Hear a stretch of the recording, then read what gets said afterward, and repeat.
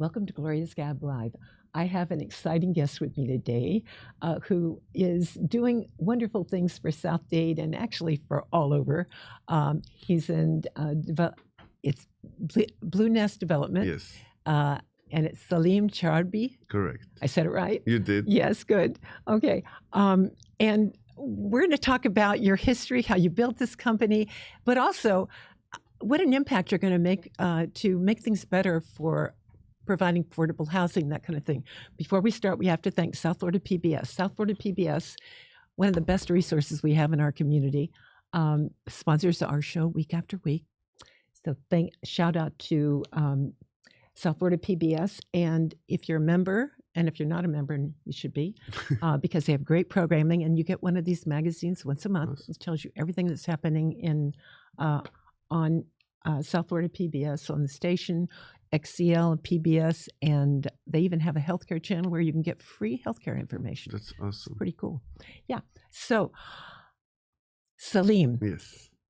We just started talking about how you came here on a golf scholarship at Johnson & Wales. Correct. So I originally came in 2010, and my goal was to play college golf, right? So I was dreaming about playing college golf, and so I came here. I played golf for a few years, and there was a cross point where I had to choose between golf and starting a career, and I realized that it was going to be very difficult to make it in golf. But I was young enough to be able to start a career, so I decided to go in business, and I started, buying land and building homes. Mm-hmm. And in 2018, I founded Bluenest with the idea of building scattered sites. So it's only like 7 years ago? 7 years. Wow. 7 years, yes. But you've grown so much in the short time. So I started in 2016, but I founded Bluenest in 2018. Uh-huh. And we went from 6 homes in 2018. Yeah. To over 2,500 homes now. Whoa. Yes. So I was, my brother joined the business in 2019. I was a one-man show for like a year and a half. And then my brother came and we started working together. And then we hired our first employee and then our second, etc. And we've been growing. And originally we started with the sole purpose of building scattered sites, right? So our goal was to build like 5 or 6 homes a month. Well, originally our goal was to build 5 or 6 homes a year. And then we started doing that, and we're like, why don't we push and we try to see if we can do 5 or 6 homes a month. And so we started buying, lots. More land. Correct. Yeah. And, and then we're like, let's try to do 10 a month. And at 10 a month, we realized we were never meeting that goal of buying 10 scattered sites a month. It was too difficult to buy land from 10 different owners every month. Mm-hmm. And we're like, let's scale and start doing communities. So we started like our first communities, like smaller communities, and then little by little, we've been growing, and now we have some larger communities, and always with the intent of building a product for the workforce. So that's, our main target, our main goal is to bring a product that's affordable for our people. And this is why I was so excited to have you on the show, because it's such a need in our community. Everybody knows that. Affordable housing has just gotten, out of control. And your housing is not only affordable, but it's beautiful. Thank you. And we have some pictures if you want to. Of course. Alex, our wonderful producer, if you would like to show some of those. Look at how beautiful that is. So this is one of our townhome model. What we try to do, depending on the areas where we build, is respect the architecture of the area. This is a model that we designed for South Dade. It's a farm style with a metal roof. It's around 1,900 square foot per unit. We have actually some of the models where we've integrated the balcony as part of the unit. Uh-huh. So now we have a pajama room upstairs, so 3-bedroom and a pajama room, which doesn't exist anywhere else for this price point.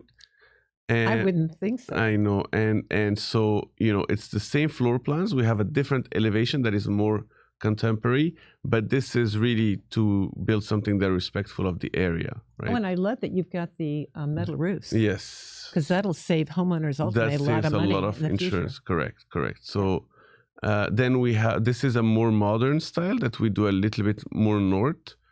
This is I'm laughing because in Doral they have a whole community. Correct. That are like boxes like this. I think I know which ones you're talking about. I like the one before. I do too. I like better pitched roof. And to be honest with you, it's some people like modern better. Some people, I personally like pitched roof better. Does this have the concrete roof? It does. And so that's good too. I mean, you're It really does. Correct. both styles.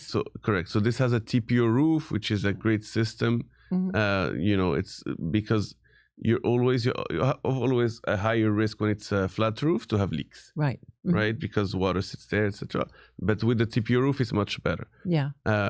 And this is, again, that more the farm style. Yes, that's farm style. Yeah. And these are the ones that have this is. And this is a duplex. Duplex. So what we do with these duplexes is we design them to look like a big single family home. So if you see when you drive in front, these are, for example, sometimes in areas where there's single family around, and we design them so that there's a door in the front and a door on the side. So as you drive in front, you don't see that it's a duplex, right? Right. So it's respectful of the area, but at the same time, it provides for a more accessible, more affordable product and at a lower price point. And we have these duplexes with an HOA of $5. What? Yes. So basically you can So what does that provide? They do the lawn, make sure that the lawn's manicured and whatever. The way we design them is that they're completely independent unit. So that HOA just covers for the association to stay open. Okay. And there's just a party wall agreement. That's it. Okay. And so they're completely independent. And you can buy this for let's say $400,000 for these models. Get out. And you put 1% down, right? So you put $4,000 and you're in your house. And then you pay a monthly on this one of like $2,600. Wow. So, they're 3-bedroom, 2.5 bathroom. They have a laundry room. They're around between 1,400 and 1,600 square foot. So, this is a nice product. And it's actually a very popular product. Yeah, I would think so. Golly. These are the interiors. You could buy both sides and rent out one. You can. Not through that 1% down payment, but you can with an FHA loan. So 3.5% down would get you both sides. Oh, wow. Yeah. So these are some of the interiors. We, pride ourselves with our finishes. We do large size tile. All of our tiles are 24 by 24, 36 by 36. Yes. Yeah. We do waterfall kitchen countertops. We do wood kitchen cabinets. We have 9'4" ceilings. So our idea really is to bring a high quality product for the price, right? And so we don't do any carpets. We don't do everything is impact windows and doors. Everything, concrete between. So it's a nice. It's made to be easily maintained. It's meant to be easily maintained and well built, and just bringing something of quality to our buyers. And that's obviously why you've been so successful. Because when you bring. You really know after a while who to buy from and who not to. That's true. Yeah.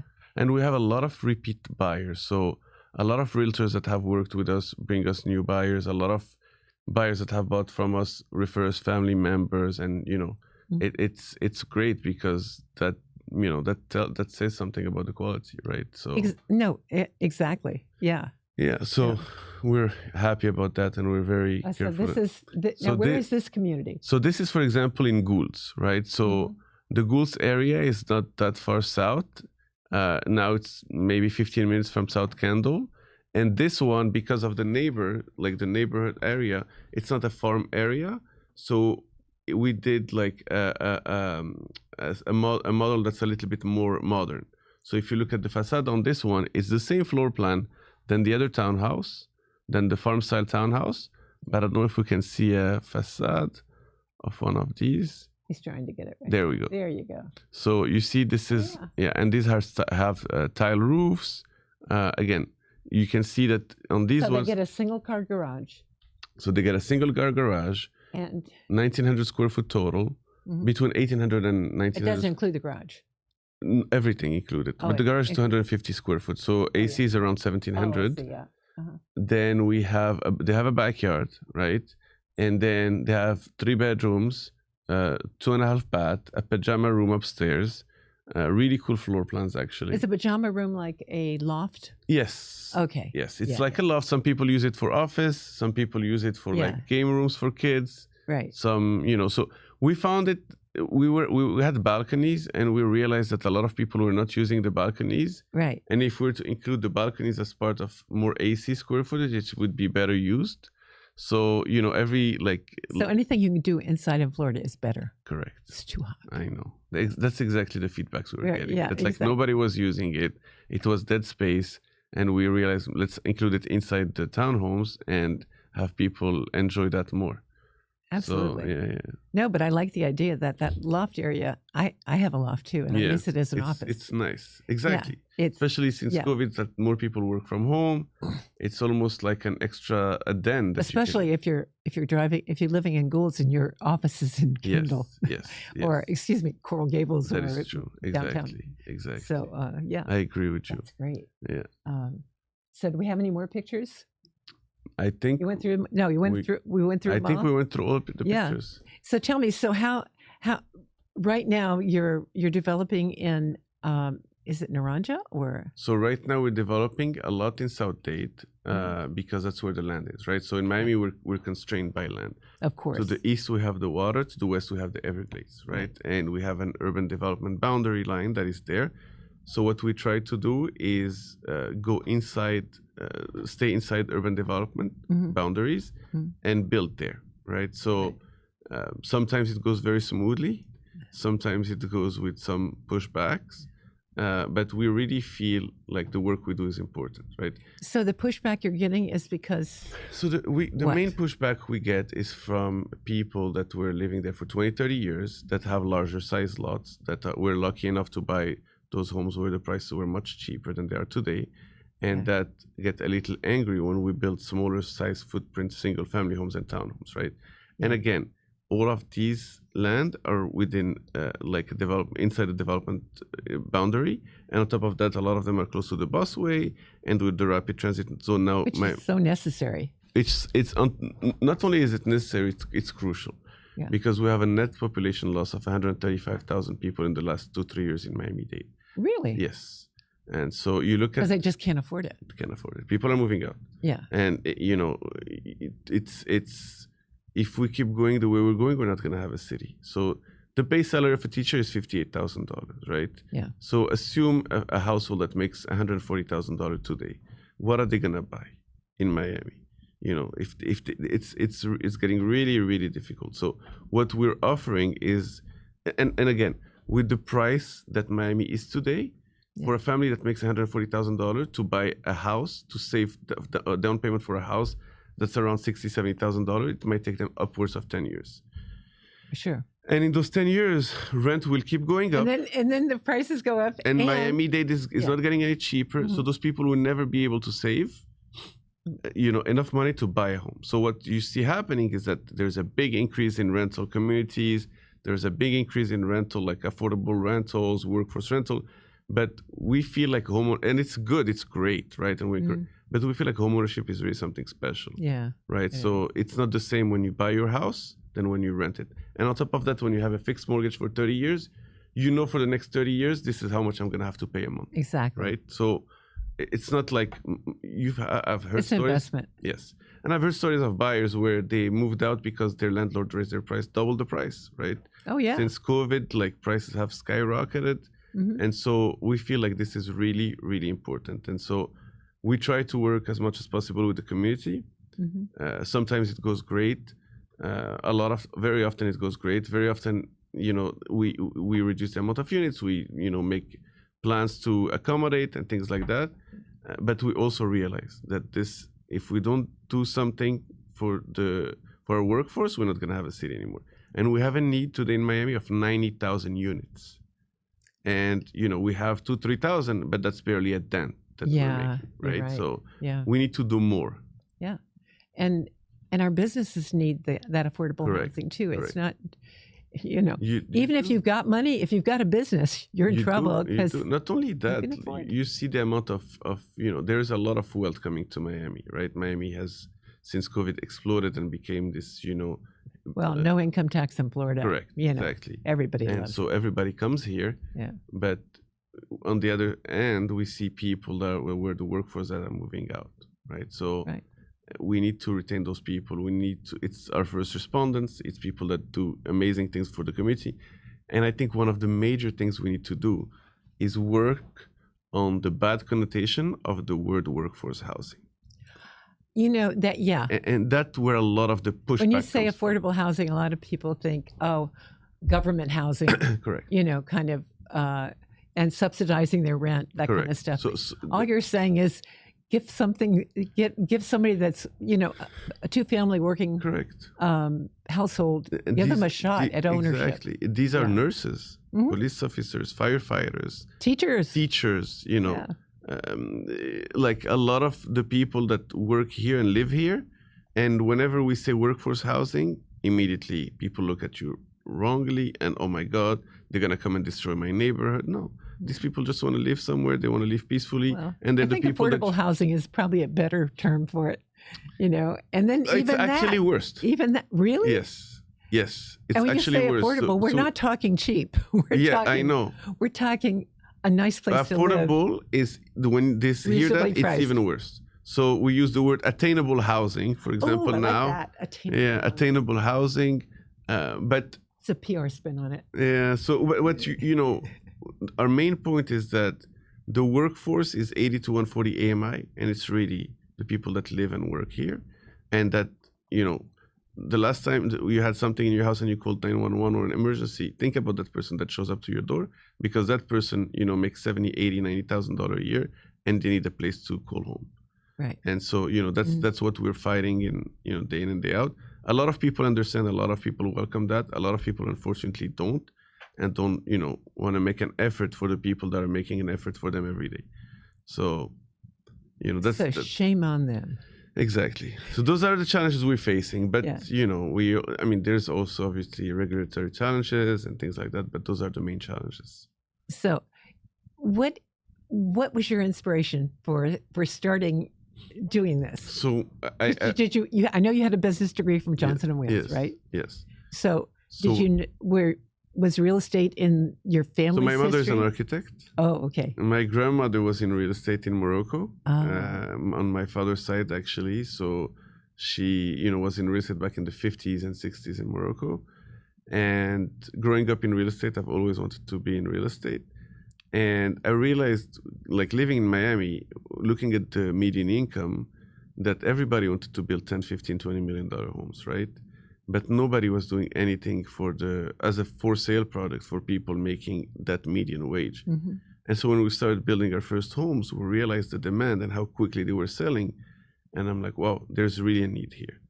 And, that's where the idea and, that's where we've been trying to scale up the business. Yeah. Anything you can sell under $500,000. For sure. Just exactly. goes off the Especially market if right you away. give a quality product, mm-hmm. You'll be able to sell.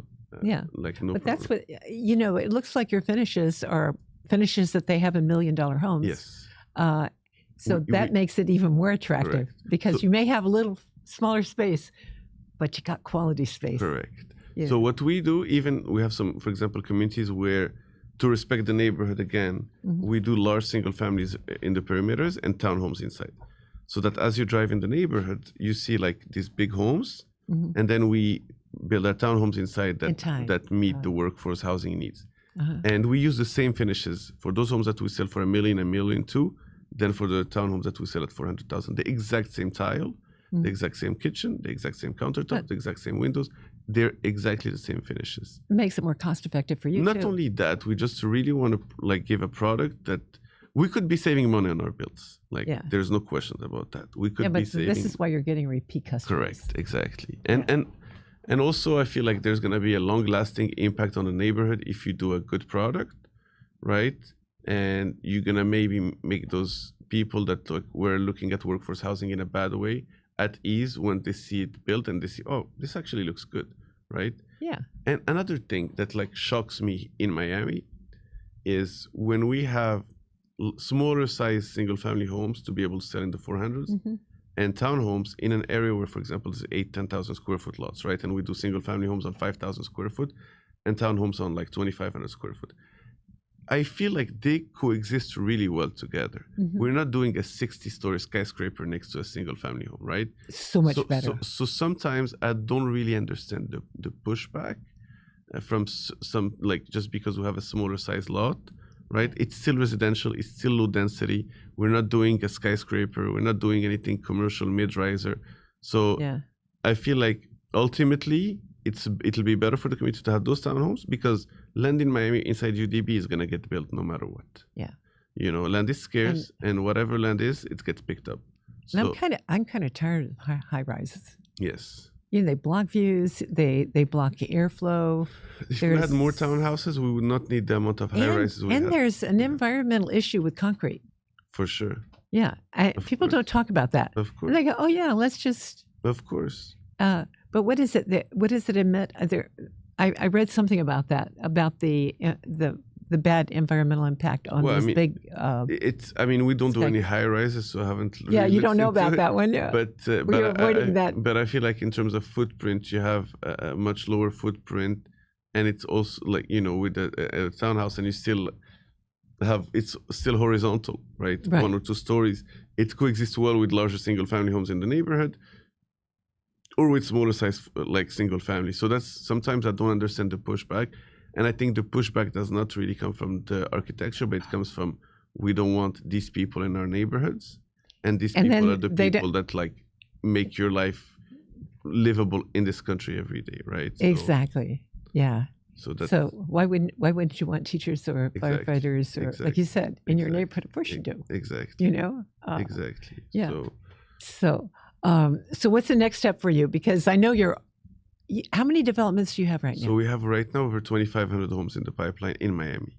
In the pipeline. In the pipeline. So we have around 500 homes under construction now, at different stages. Some in land development, some closer to completion, some starting now. We have coming out. We have in permitting a different state of permitting another 2,000, and and we keep looking for more land. I think the next step for now, we're focused in Miami. We're open to Broward and Palm Beach. We start looking slightly into it because I think this is not a Miami problem. This is a South Florida problem, maybe even a Florida problem, right? Yeah. Because Palm Beach has the same thing, right? Oh, yeah. So they Delray, Boynton Beach. Delray, all of those cities are getting really pricey. But for now, we're hyper local. We're in Miami, and we feel like we know this market really well. So we want to be able to like. Well, you've already made your name. Once you've made a name for yourself, it's easier to grow and it's easier for sure. to sell your product for sure. Yes. But in I'm Miami, so impressed with what you've built so far, and I love the idea of. I'm in a townhouse that was built in 2000, and but we're just getting metal roofs from the tile roofs. Awesome. But I thought if we'd had metal roofs to begin with. Yes. I'm sure you were hit with the big assessment, right? Oh, yeah. But you know what? It's been 20 years. It's worth it. Yeah. So, well, by the time your roof starts leaking and the HOA is having to pay to repair the roofs and whatever, after a while you go, maybe we should just cut off, No, for sure. Cut the bleeder and get a new roof. Right? No, for sure. I mean, we do a lot of tile roof also. Mm-hmm. They're beautiful. I love the tile roof. I really like the way they look. Yeah. Like they're my favorite in terms of looks. Mm-hmm. They look really good. And so a lot of the communities we do have tile roof. And people like them a lot. I was like, I don't know if I wanted metal, and then I got convinced. Okay, it's going to last for 40 years. It won't help me, but it's a good quality. Yeah, right. It's much more expensive. Oh yeah, than a tile and a shingle roof. Yeah, but with hurricanes and everything, it's a good thing to have. Yeah, and impact windows and doors. I think today have like. So all your property has impact. Yes. Oh wow, that's amazing. Yeah. So there's another big nut. Yeah, we don't do anything with hurricane shutters. It's all impact windows and doors. We have like I told you, large size tile. We try to build. The goal is to build a good quality product for the price. So well, obviously you've accomplished that. Yeah. Well, we try to keep going. It's challenging out there, but it's doable. So who do you have working with you? You have your brother? Yes. So my brother he's the architect? No, my brother handles the acquisitions. Right? Oh, okay. So he's a land guy. Yeah. So correct. So my brother comes from a tech background, and we started working together. We decided to develop an in-house software to help us look for land. Ooh. So my brother has been handling that for the last. There's always a new update, always something to be added, always something to be changed. Like it's constant. Yeah. But I think it's the last 5 years. And it's been that software has been of tremendous help for our growth.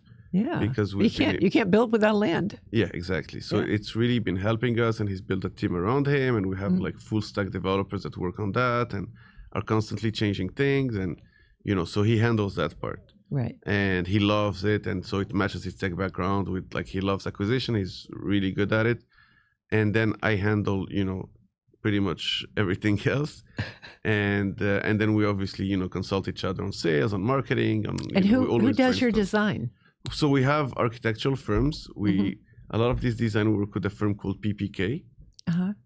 They're based in Miami. They're really good. Actually, I've heard of them. Yes. Yeah. They're really good for, like, development, master plan communities. Like, I think there's maybe the best firm here for that. And then we have marketing and designers that we work with, and, like, render professionals and things like that. Yeah. So you've got your hands full. Yes, we do. Now, you're married? I am. Do you have children? I'm working on the first one. Oh, you're kidding. Yes. When is the child due? So we just made the decision to start working for the last 8-9 years that we've been together. Every year we're like, you know what, let's take it one step, like, take another year, enjoy. Well, you're building a business. Exactly. Yeah, I get it. And now we made the decision to really move forward, and so we started moving towards So now now is the fun part, right? Now's the fun part. Before sleepless nights. Oh my So gosh, I've been with my wife 10 years. Oh yeah. I met her in Miami, and You met her here? Yes. Oh really? Yeah. When you started building here? So no, I met did her you right meet? before I opened my business, and So she's been there from the she's beginning. been there since day one. For Oh, sure, my she's been a goodness. big part of it. She's been there since day one, and she's great, and I'm very lucky in that sense to have her, and And you still have family in Morocco? I have my mom in Morocco. Oh my goodness. And I have my sister that just moved back to Morocco 3 days ago. She finished her graduate school in Paris. She studied architecture. Oh really? You've And got so two architects? Yes, Your we brother do have and two your architects. Yes. Oh my goodness. Well, my mom and my sister. Oh, your mother is also an My architect? mother is an architect. Yes. But you said she was in real estate too? She was, but she did architectural school. The same school that my sister graduated from. No way. 40 years apart. Yeah. That's so funny. So we were there for her graduation like 2-3 weeks ago. Yeah. And then so she just moved back. She's married. Her husband is awesome. And so she's moved back 3 days ago, like I told you. Oh my goodness, yeah. So I do have you my go back and grandmother. forth? Yes, I do. Last year I was there 5 times. Oh wow. This year I have not been able to get there because the amount of work we've had. But I'm planning a trip in August. Yeah. It's nice. Have you ever been to Morocco? No, I haven't. You should go. There's a direct flight now. And my mother had. My mother. She liked it? before she passed away, but she liked You should go. Yeah. So there's a direct flight, Miami Casablanca. It's 8 Is that hours. right? It's only 8 hours? amazing. Yes. Oh, It's that's not 8 bad. hours. Yeah. It's the best food you'll ever have. It's really, I'm not saying that because I'm Moroccan. It's some of the best food you'll have. Is that right? Yes. And if you go to Marrakesh. Yeah. It's out of this world. It's amazing. So I highly recommend on my bucket list. Yes, Yeah, definitely. there you go. An 8-hour flight is not much. No, it's not. It's 4 hours more than going to New York, right? Almost like. Yeah, there 5. you go. So You can it's do nice. that. Yeah. Oh my gosh. Yeah. Well, listen, our time is up Okay. almost. So, any last words?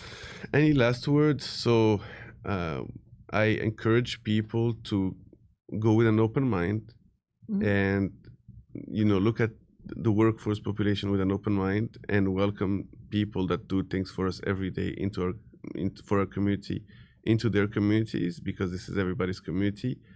And I really believe that everybody should have the chance to own a home. And if we lose these people, we're not going to have a city. There you go. So please keep an open mind. This is not something bad for the community. These are good people that do good work, and we should be welcoming them and thanking them. And I completely agree with you. And I thank you so much for coming Thank you. today and Thank you so sharing what much. you're doing and providing such a critical need in our community. Thank you, Gloria. And I want to thank once again South Florida PBS for sponsoring our show.